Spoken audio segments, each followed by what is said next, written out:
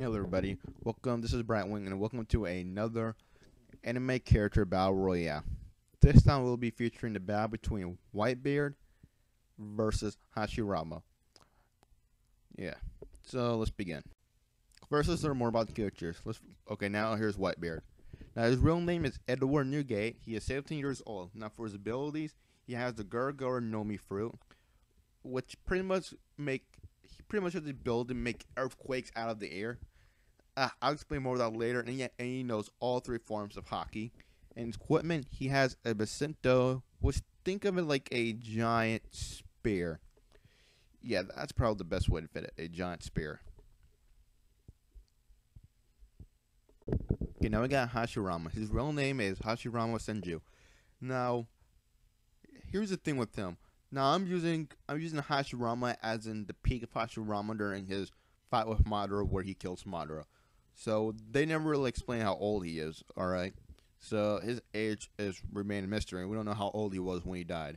Now his abilities, he has wood style ninjutsu or wood release jutsu, and he has senjutsu, meaning he can go sage mode, and bukijutsu, which I'll explain more on what that is. And now his equipment. Now he has a great shuriken, he has kunais, basic ninja stuff, and now he has scrolls which contain even more weapons. Now I just want to begin when I go to turn to weaknesses that these two are powerful characters in their respective universe. Whitebeard, before he died, was one of the Yonko. He was one of the top pirates.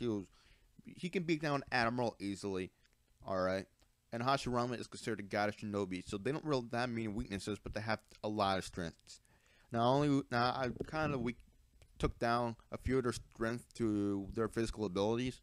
Now let's start with Whitebeard. Now Whitebeard, he is abnormally large, like he is humongous. Like compared to like a normal person, he is pretty much like, think like size of a tree. Like you know how admirals and One Piece are tall.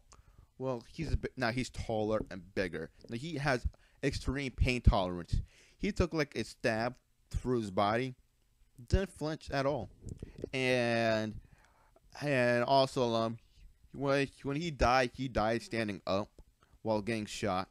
So that kind of proves the type of man he is. He has enhanced stamina. He is very fast, and once again, he has enhanced durability. Now, he is also a devil fruit user, meaning he can't swim, which is probably one of his own weaknesses. Now, I'm using Whitebeard at his peak, too. I'm not using Whitebeard when he was sick. Alright? Now it's time for Hashirama. Now, Hashirama, he has a large amount of chakra. He is skilled in hand-to-hand combat. He is good at medical jutsu, meaning he can heal himself. He is good in weaponry. And he is skilled in jutsu, namely wood-style ninjutsu. Now, his weakness, this is the only weakness that I know of from where I'm watching an anime and from the manga, is that he can be too nice. And too nice kind of almost cost in the village with Madara. So, yeah, he's too nice. But besides that, he doesn't really have much weaknesses. Now, he's not really fast, I guess you can say. I guess you can count that as a weakness. That's just not a skill that he has. But pretty much, he is the God of Shinobi. He wouldn't have that much weaknesses that he's considered a god among Shinobi. Now here are the basic stats for Whitebeard. Now as you notice, most of them are pretty much filled up. I don't know why I didn't have speed filled up too. Whatever. Now, obviously he is pretty much skilled at everything. He has tons of experience. He's like 72 years old. He's seen it all. He fought with the Pirate King Goldie Rogers and everything. He is good in fighting. He is very fast. He is extremely strong. Now his intelligence. Now he is a good leader. Why he's pretty high, but he's not really that. He hasn't shown to be like book smart or anything. But then again, he is battle wise. So that's why he's pretty much up there. And he is a good leader and a good strategist. Now for Hashirama stats. Now Hashirama is pretty much up there. He is very high. Now his strength is pretty high, but here's where I'm going to get to. He is not as strong as Whitebeard physically, but his ninjutsu can help. Now he is very experienced because, of course, he is the first Hokage. He's considered a god of Shinobi. He is good at fighting. He has awesome wood-style ninjutsu. Plus, if you account his sage jutsu, his sage mode, including special abilities. Now he hasn't been shown to be very fast, or at least like not fast as in like Hokage fast. So there's that. Now his intelligence, I make his intelligence high, like above Whitebeard, because he seems to be more smart, more strategic. Like, come on, he helped create a village that becomes successful, and he pretty much helped start up a worldwide system within his respective world. So there you go. He is a pretty smart guy. So yeah, there are the stats for each. All right, now you start with the argument. Now, the two of them have been randomly teleported to a huge arena about the size of a jungle and forest, and there is a beach. And of course, because there's a beach or the ocean, there are some trees. Think the from the Hunger Game movies. Think that arena. Okay, that's what they're fighting at. Now, I think the battle will come to, can Whitebeard touch the first Hokage? Because what I believe that in a hand-to-hand fist fight, Whitebeard will destroy Hashirama. So Hashirama must maintain his distance. Now, normal wood style jutsu won't probably work against the Gurgo or foot abilities, but I don't think you can really block the basic wood attacks with Whitebeard's Pacinto. So I think Hashirama needs to go into Sage mode. He's a Sage art would release true several thousand hands. You know that it's pretty much a giant statue made out of wood that has 1,000 hands, pretty much.